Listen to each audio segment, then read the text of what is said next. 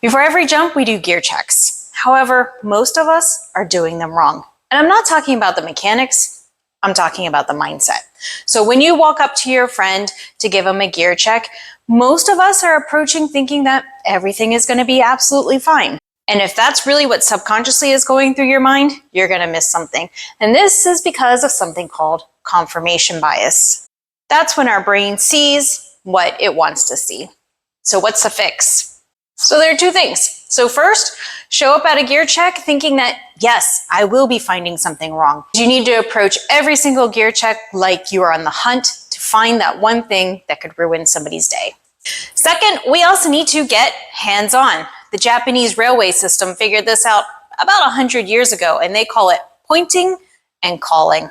So they found that when workers actually point at what they're seeing and call it out as well, errors dropped by about 85%. So why is that? Well, it turns out that by touching something and talking about it, it forces your brain out of autopilot. Since you can't just glance at something, you actually have to physically touch it and talk about it. So same thing should be happening on skydiving gear checks. You need to be touching what you're actually checking and actually saying what it is that you're checking. You want to make sure that you're tracing every route because your hands are going to hopefully pick up those things that your eyes do not.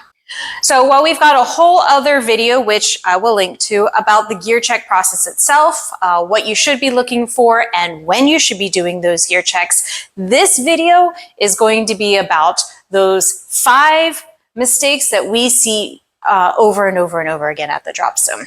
And these 5 mistakes, a proper gear check would have caught. So let's get started. Okay, so using my model here to show you, again, the 5 things that are most common. And these aren't in any particular order. They're just the 5 that we regularly see. So the first one is going to be the chest strap. If you notice here, zoom in, that this is a proper routing of a chest strap, right? That we can see the silver buckle and all of the excess, if it's long excess, has been properly stowed. Now, what is incorrect is if we have the excess just hanging, which you don't usually find, but what you do find is, so here's one thing where now we can see that the chest strap has not been properly routed. It is not, you cannot see this bar anymore. It's just covered by the chest strap itself.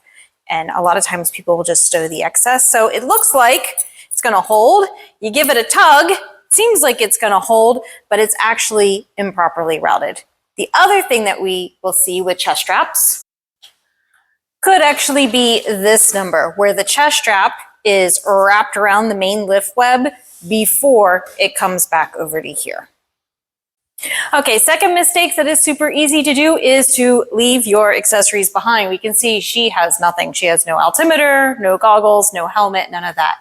And those little things are so easy to leave, which I love doing when I'm doing my coach eval jumps. Because so helmets, think about clipping them to your chest strap, because it's very easy to go and do that last dirt dive, leave your helmet on a table or somewhere nearby, and the next thing you know, after your dirt dive, you're walking out towards the plane and no helmet. Same thing with goggles. Keep them around your neck. Your altimeter, very easy to leave behind too. Or altimeters, especially if they're digital, you can easily put them on upside down. So make sure you're actually physically looking, again, looking, pointing, calling, to make sure that you actually have those things. And don't be embarrassed. Absolutely every skydiver has forgotten one of those things on one of their jumps. A lot of times, even in the plane, there is a spare altimeter or a spare set of goggles, because it happens all the time. So third thing that we're going to move on to is the RSL.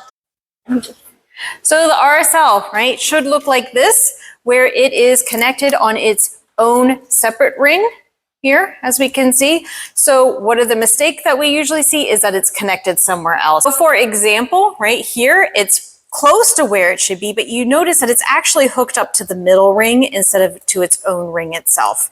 And this is most likely going to ensure that you will not have a cutaway. Most likely this is going to hold on to the riser. The other place it's very common to see RSLs hooked up is around the cable housing itself. So you see it can go both there. So both times they're generally in the right location, but they're hooked up to the wrong thing. Number 4 is going to be, turn around for me, dear, is going to be the pilot chute bridle or the pilot chute itself. So right now, everything looks good. We cannot see any excess. So what is common to see is some pilot chute fabric coming out. That's very easy to see, especially once your bottom of the container, the BOC pouch, once it starts to get a little bit loose, a lot of times the pilot chutes will start to work their way out as you're just walking around, or if you sit down, that's another time that it can come out. Also, we can see that right now my bridle is tucked up really well, but a lot of times we'll see this where there's a little bit of bridle sticking out. Right? And this is a bit exaggerated. It might be a little bit less than that. But the problem with these things is, number 1, if your pilot chute is starting to work its way out, it could come all the way out in the airplane or in free fall before you'd like.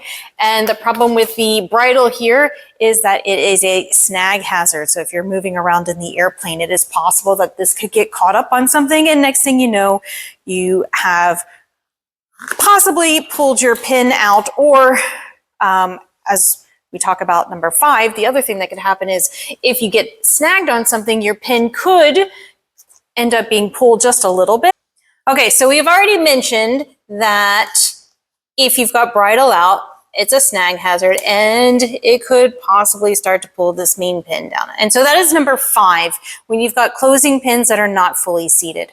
So we could have this, or it could also be up in our reserve pin area. This one's not quite as common as the main pin, but both of those are going to mean that you could possibly have a very eventful free fall. So if your main pin comes out during free fall, like I said, you've got the horseshoe malfunction. If your reserve pin comes out in free fall, which we've seen it has happened before, then now you're on a reserve ride at a very unexpected altitude. And so those were the 5 that we see constantly on the drop zone that a proper gear check would have caught. They were totally catchable with a gear check that was done the proper way. And remember, what is that? We need to be hands-on. We need to be talking. And most importantly, we need to expect to find something wrong.